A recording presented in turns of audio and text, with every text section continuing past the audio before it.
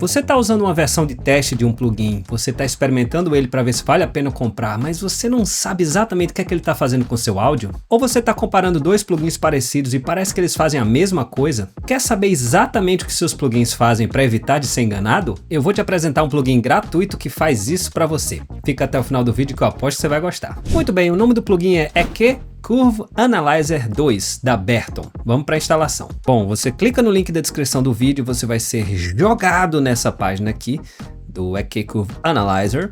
Ok, você vai escorregar até aqui embaixo, Get EQ Curve Analyzer, ou consiga o plugin, tá bom?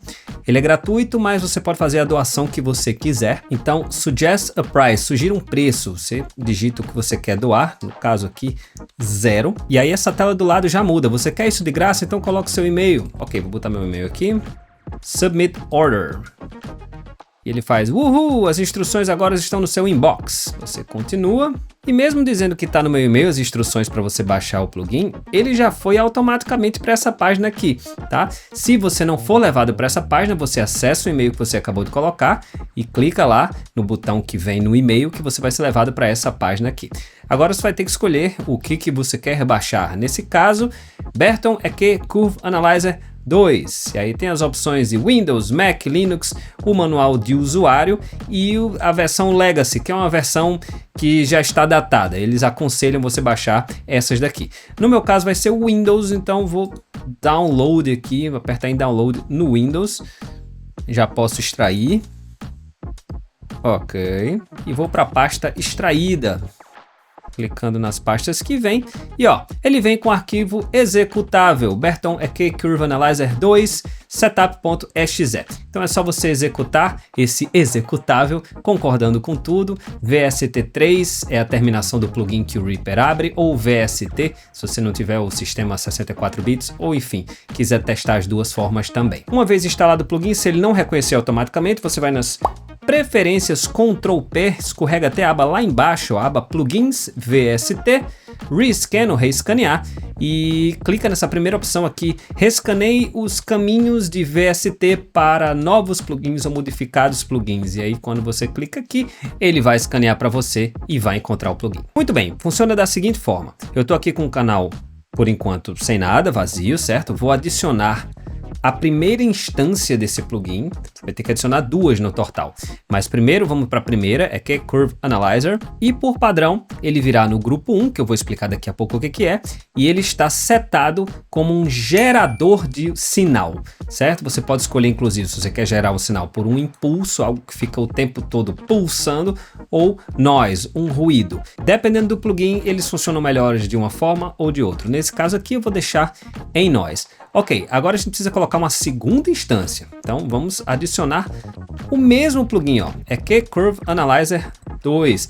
Essa segunda instância você já está vendo que não está mais aqui, ó, como Set as Generator, ou justamente configure ele para gerar o sinal, e sim aqui, ó, Auto Sync. Então ele está configurado para o que você colocar entre esses dois plugins, ele vai medir a curva, vai medir o que é que ele faz, as ações desse plugin.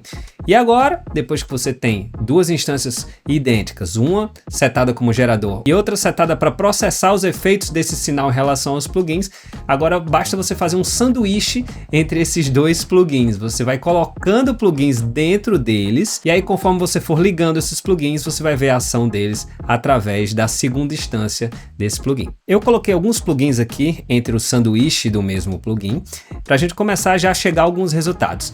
Antes de começar a habilitar esses plugins aqui, eu quero separar esse segundo, clicando duas vezes, certo? Estou desdocando ele e vou fechar esse pininho aqui para ele ficar sempre visível, tá bom? Então, a primeira coisa que eu quero fazer é comparar dois equalizadores com os mesmos ajustes, para vocês verem que mesmo com os mesmos ajustes, nem sempre a gente tem o mesmo resultado. Então eu estou com um Pro Q4 aqui, esse Pro Q4 tem uma banda apenas em 500 Hz, menos 5 dB com um Q de 1. Eu vou ligar ele e como as duas instâncias do EQ Curve Analyzer 2 estão habilitadas e funcionantes, quando eu clicar, olha o que ele vai fazer aqui, ó, ele vai dizer exatamente o que é que o EQ está fazendo. Até aí, nada demais, né? Então, EQ desligado, EQ ligado.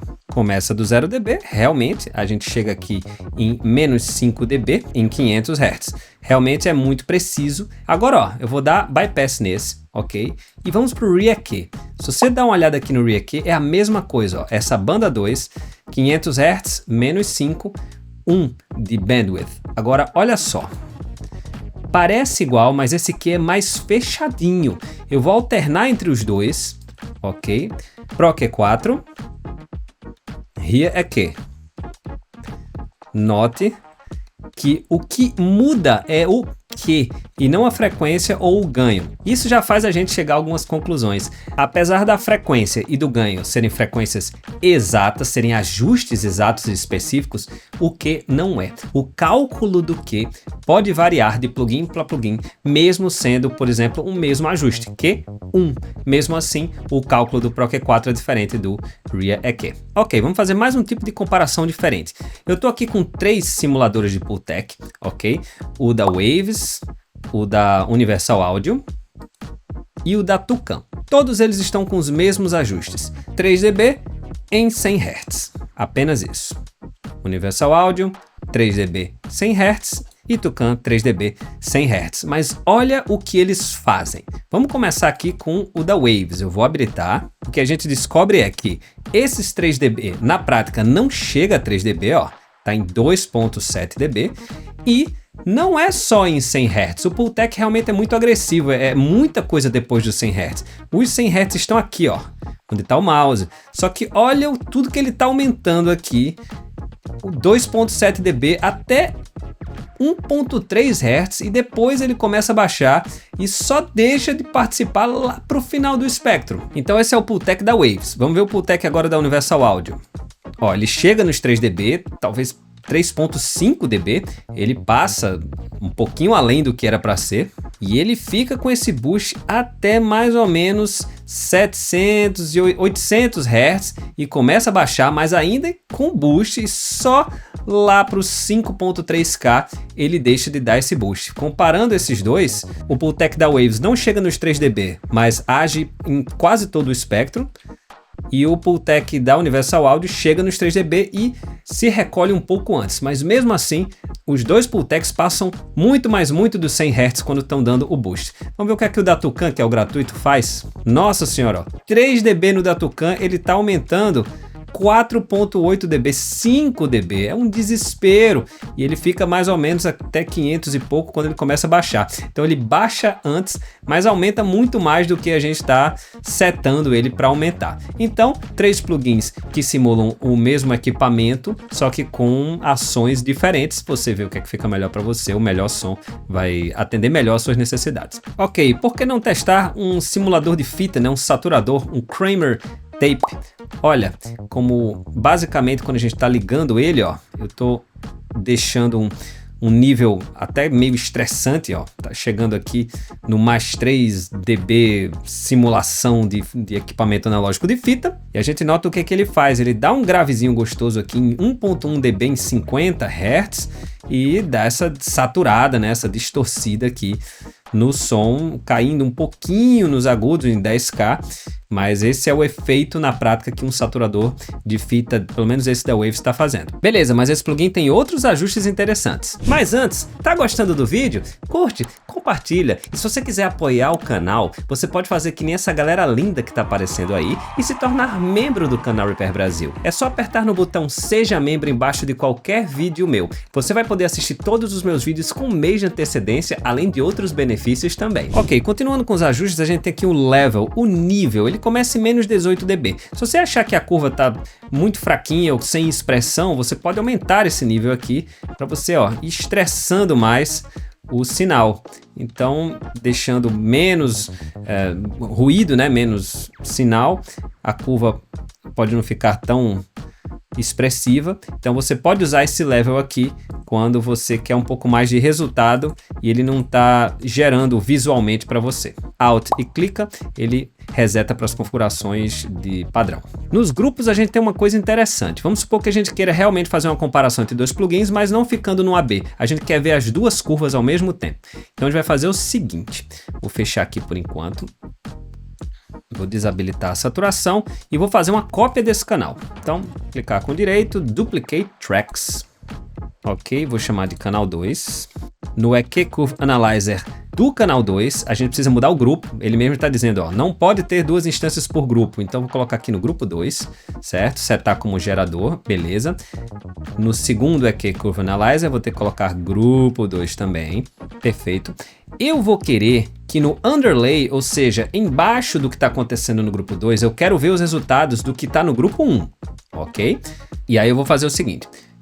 No canal 1, eu vou habilitar o Pro EQ4. No canal 2, vou habilitar o RIA EQ.